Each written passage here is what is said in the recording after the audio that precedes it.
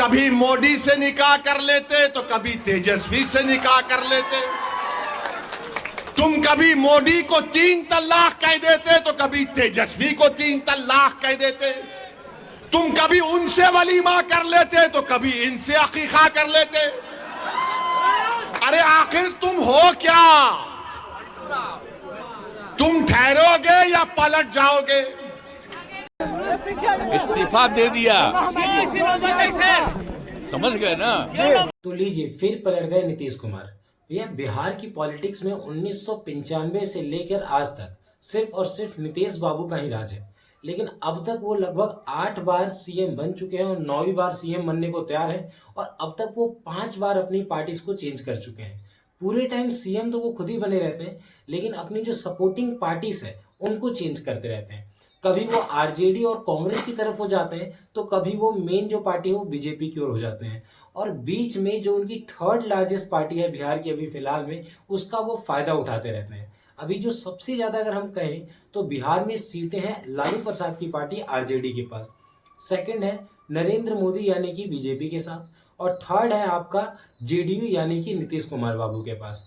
लेकिन इनके पास सबसे तीनों में कम सीट होने के बावजूद भी फैसला यही लेते हैं कि इन दोनों में से सरकार बनेगी किसकी, क्योंकि पूर्ण बहुमत से सरकार तो किसी के पास भी नहीं है, ना ही एनडीए के पास और ना ही आरजेडी के पास। इसलिए कभी वो आरजेडी के साथ मिलकर सरकार बना लेते हैं तो कभी बीजेपी के साथ मिलकर सरकार बना लेते हैं। और इसी तरीके से वो 1995 से लेकर आज तक सीएम बने हुए हैं। और बिहार की तरक्की किस तेजी पर है वो तो आप जानते ही हैं। अभी देश की लगभग सारी पार्टियों ने मिलकर इंडिया ब्लॉक करके एक अपोजिशन ग्रुप बनाया था, जो कि एनडीए यानी कि बीजेपी को हराने के लिए बनाया गया था। और इस ग्रुप को पता है हेड कौन कर रहा था? इस ग्रुप को लीड करने का श्रेय जाता है वो नीतीश बाबू के हाथ में जाता है। यानी कि बीजेपी को हराने के लिए पूरे देश की पार्टियों को इकट्ठा किया और एक इंडिया ब्लॉक की स्थापना की कि वो ये सारी सीटों को इकट्ठा करके बीजेपी को हरा देंगे। लेकिन सबसे पहले ही खुद टीम छोड़ के किसकी तरफ कूद गए? जाके बीजेपी की तरफ। ऐसे लोग मोदी को प्यार करेंगे क्या? हिपोक्रेसी की भी सीमा होती है। और जब ये इंडिया ब्लॉक बना था तभी मैंने इसके ऊपर एक प्रॉपर वीडियो बनाई थी कि ये इंडियन ब्लॉक कैसे एक फेलियर ग्रुप है और इसमें नीतीश बाबू कैसे प्रधानमंत्री बनने का सपना देख रहे हैं। और बिहार की तरक्की को देखते देखते पूरे भारत की तरक्की को बिहार की तरक्की के बराबर लाने की जो उम्मीद, जो सपना हमारे नीतीश बाबू ने देखा था कि जिस ऊंचाइयों पर आज बिहार है, जिस ऊंचाइयों पर आज बिहार की तरक्की है, जिस तरीके से रोजगार का बोलबाला है, जिस तरीके से पुल बन रहे हैं और गिर रहे हैं, उस तरीके से उतनी ऊंचाइयों पर पूरे भारत को ले जाने के जो सपना नीतीश बाबू ने देखा था, इसके ऊपर एक प्रॉपर वीडियो हमने पहले ही बनाई हुई है। तो चलिए बिहार की पॉलिटिकल कंडीशन को समझते हैं, तब आपको नीतीश बाबू का सारा खेला समझ में आएगा। बिहार में जो टोटल विधानसभा की सीटें हैं वो है 243। और अगर किसी भी पार्टी को अपनी सरकार बनानी है या किसी भी गठबंधन को अपनी सरकार बनानी है तो उनको 122 सीटों की जरूरत होती है। और यहाँ गेम खेल जाती है बिहार की जनता, वो किसी को भी पूर्ण बहुमत देती ही नहीं है। यहाँ पे जो सबसे ज्यादा सीटें जीतती है वो लालू जी की जो पार्टी है आरजेडी, उन्हें 79 सीटें मिलती हैं। जो सेकंड होती है वो होती है बीजेपी, जिसे 78 सीटें मिलती है। उसके बाद होती है आपकी जेडीयू यानी कि जो नीतीश जी की पार्टी है, उसे 45 सीटें मिलती है। और कांग्रेस को 19 सीटें मिलती है। और बाकी की जो रिमेनिंग सीटें हैं वहां की और भी जो पार्टीज होती हैं उनको मिल जाती है। अब यहाँ पे बात आती है कि 122 सीटें कौन बनाकर कौन वहां पर सरकार बनाएगा। तो अगर हम 2020 की बात करें तो बीजेपी और जेडीयू मिलकर गठबंधन बनाते हैं और बीजेपी और जेडीयू ये दोनों मिलकर सरकार बना लेती हैं और इनके पास पूर्ण बहुमत से सरकार हो जाती है।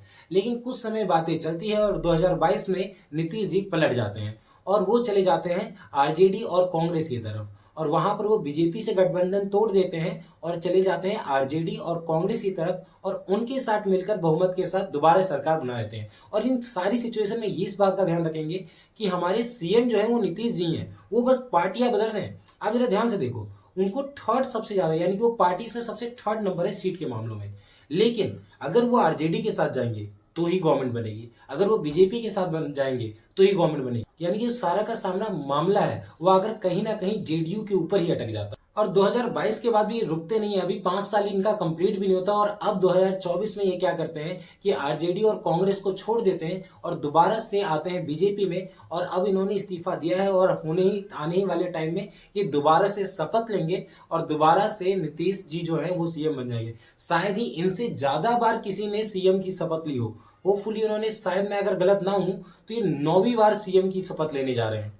5 साल में 2 से 3 बार तो ये बंदा शपथ ही लेता है। लेकिन खेला यहां नहीं समझ में आ रहा है कि जो पर्सन बीजेपी को हराने के लिए इतना बड़ा ओपोजिशन ब्लॉक बनाता है, इंडिया ब्लॉक बनाता है, 30-31 पार्टियों को लेकर आता है और कहता है कि भैया हम एनडीए यानी कि बीजेपी को हरा देंगे, हम मोदी जी को प्रधानमंत्री नहीं बनने देंगे, अगले प्रधानमंत्री जो है वो नीतीश कुमार जी ही बनेंगे। जो इतना बड़ा ओपोजिशन में था बीजेपी का, वो एट द एंड फिर बीजेपी से मिलकर ही सरकार क्यों बना रहा है?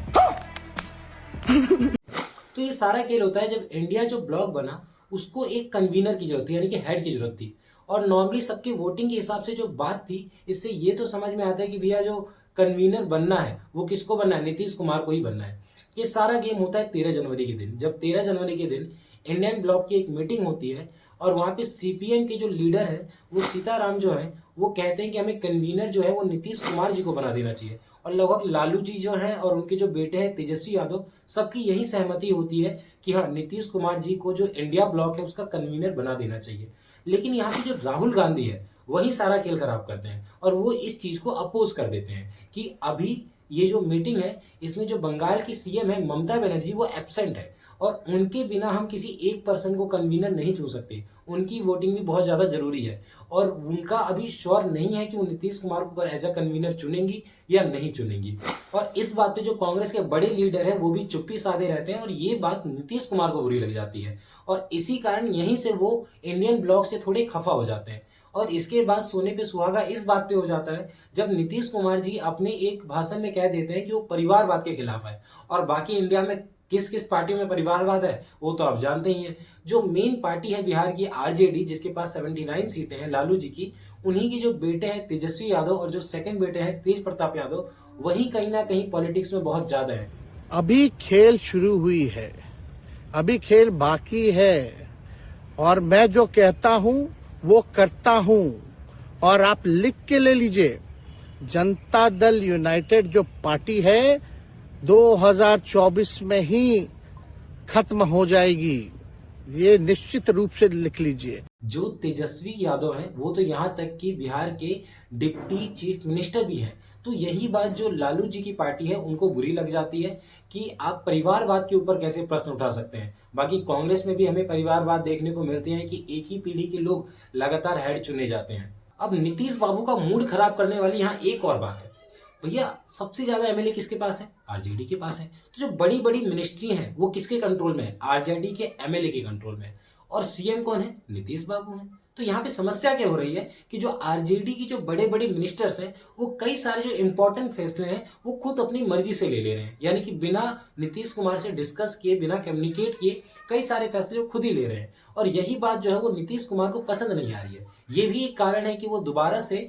आरजेडी और कांग्रेस को छोड़कर दोबारा से एनडीए में शामिल होने वाले हैं। लेकिन बीजेपी ने भी इतनी कच्ची गोलियां नहीं खेल रखी।